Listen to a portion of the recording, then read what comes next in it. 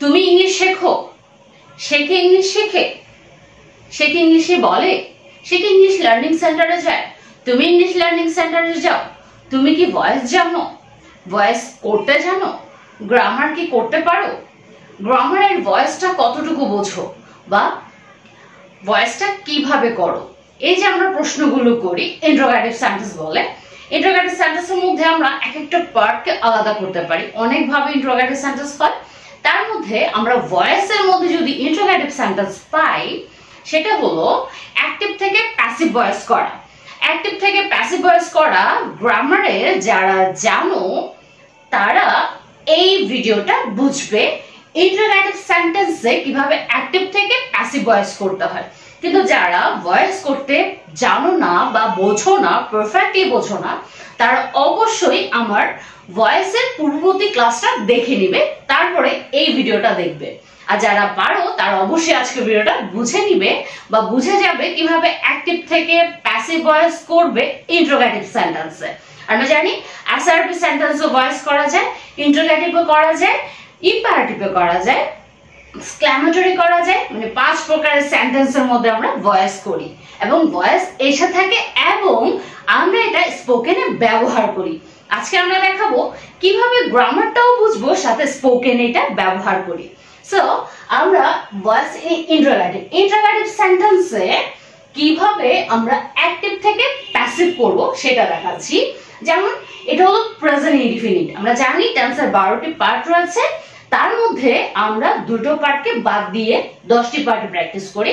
তার মধ্যে এটা হলো প্রেজেন্ট ইনডিফিনিট টেন্স।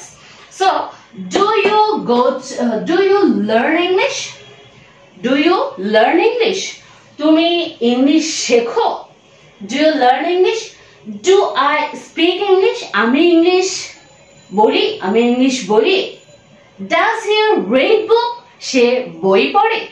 এই টাইপসের অনেক প্রশ্ন রয়েছে ইন্টারোগেটিভের মধ্যে, কিন্তু এটা প্রেজেন্ট ইনডিফিনিটের ইন্টারোগেটিভ। যে আমরা জানি প্রেজেন্ট টেন্সের ক্ষেত্রে যে সাধারণ লাইনগুলো আছে সেগুলো ডু ডাজ দিয়ে প্রশ্ন করা হয়। সো এখানে এগুলো উদাহরণ হলো প্রেজেন্ট ইনডিফিনিটের। এটাকে আমরা অ্যাক্টিভ থেকে প্যাসিভ করা দেখব, সেটা হলো do you learn English. Do you learn ইংলিশটাকে আমরা কিভাবে প্যাসিভ করব? অনেকে কনফিউজড হয়ে যায় সরাসরি কিভাবে ইন্টারোগেটিভ করা যায়। আসলে যারা একটু ডিপলি বুঝতে চান তাদের জন্য বোঝাচ্ছি। এটাকে আমি প্রথম উদাহরণটাকে 3 লাইনে করে দেখাবো। 3 লাইনে সেটা হলো, ভাবুন যে অ্যাক্টিভ থেকে প্যাসিভ করছেন আপনি, এখানে ডুটা নেই। এই লাইনতে যদি আপনি অ্যাক্টিভ থেকে প্যাসিভ করতেন তাহলে কি হতো? ইংলিশ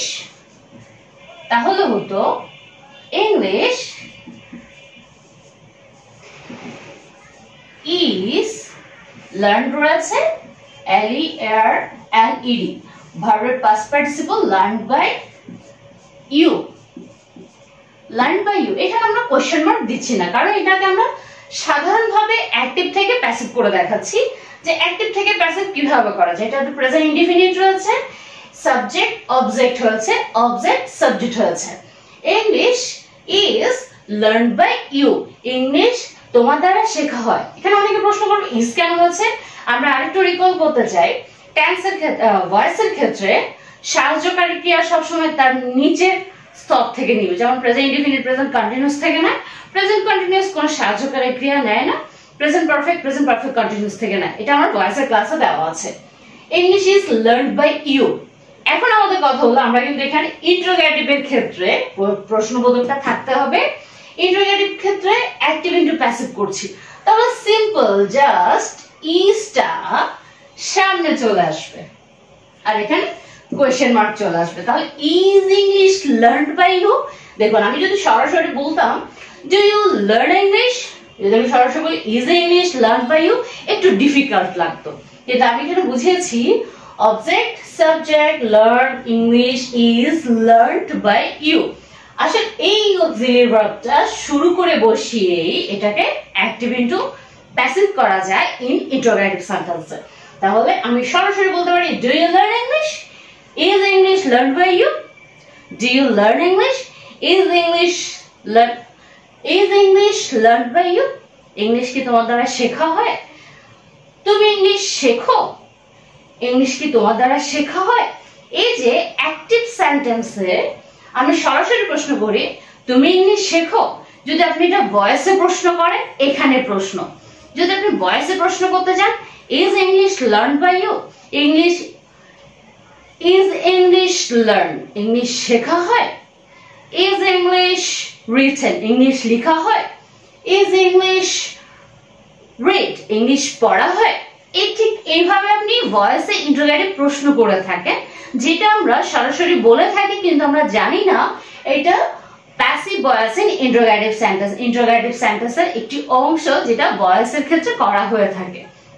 তাহলে আশা করি আমরা এই প্রশ্নটা বুঝেছি, আর এটা আমরা সরাসরি করব। Do I speak English?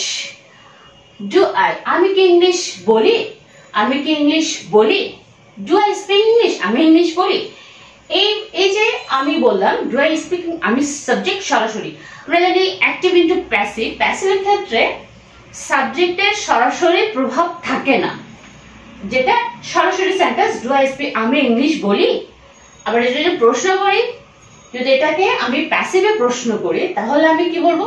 English বলা হয়, আমার দ্বারা ইংলিশ বলা হয়, আমার দ্বারা ইংলিশ শেখা হয়, আমার দ্বারা ইংলিশ লেখা হয়। এভাবে আমি যদি প্রশ্ন করি ঠিক সেই ক্ষেত্রে আমরা প্যাসিভটা ইউজ করি। তাহলে এখানে আমরা 3 লাইনে বা এভাবে করে অক্সিলিয়ারি ভার্বটা আগে না দিয়ে যদি আমরা একটু ট্রিক্স খাটাই, এই অবজেক্টের সাথে সাহায্যকারী ক্রিয়া কি হবে? কি হবে এই অবজেক্টের সাথে সাহায্যকারী ক্রিয়া কি হবে? তাহলে ইংলিশের সাথে অবশ্যই ইজ হবে। তাহলে এইটা হিসাব করে আমরা এখানে অক্সিলিয়ারি ভার্বটা নির্বাচন করব, এম হবে, আর হবে না ইজ হবে, এই অবজেক্টটাকে হিসাব করব। তাহলে ইংলিশ রয়েছে, তাহলে এখানেও ইজ ইউজ করব আমরা।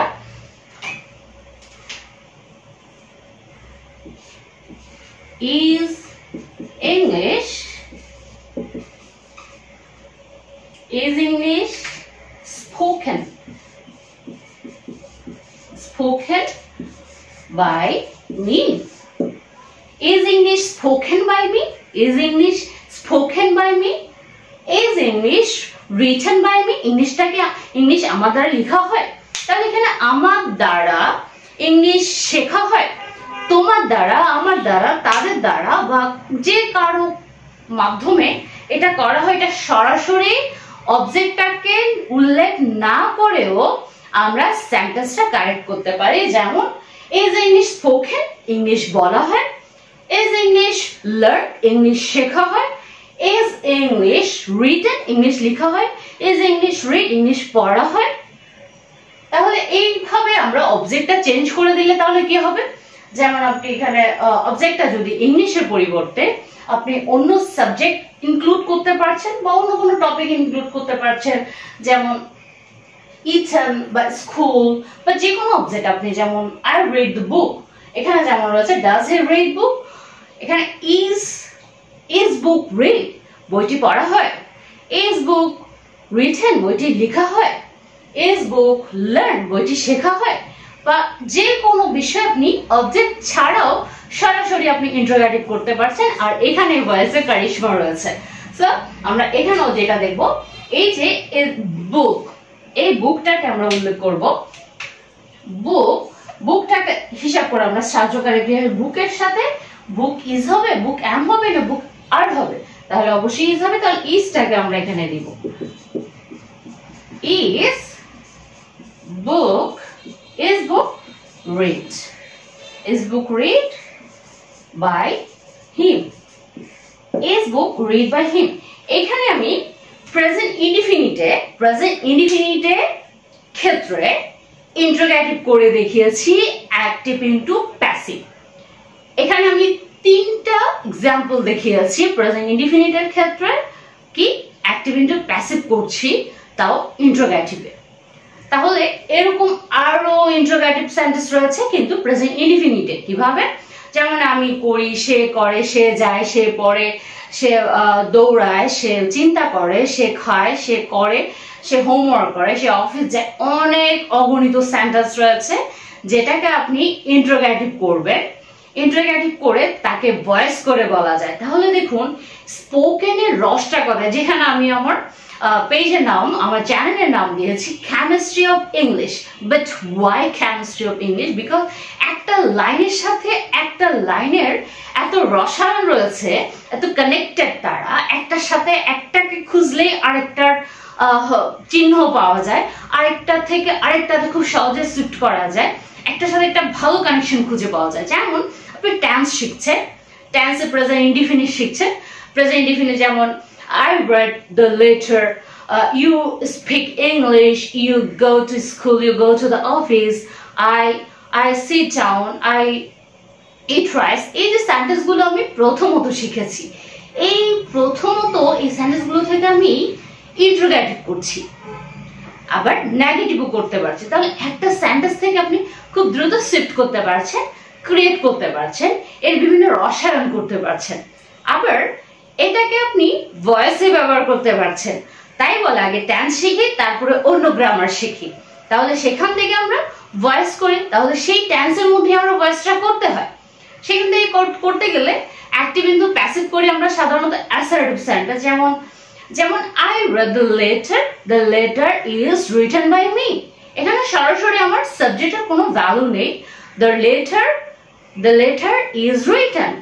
চিঠিটা লেখা হয়, এখানে কে লিখে সেটা বড় কথা না, লাইনটা চিঠিটা লেখা হয়, এখানে সাবজেক্টটা ভ্যালুলেস হয়ে যায়, অবজেক্টের সাবজেক্টের ভূমিকা নেয়।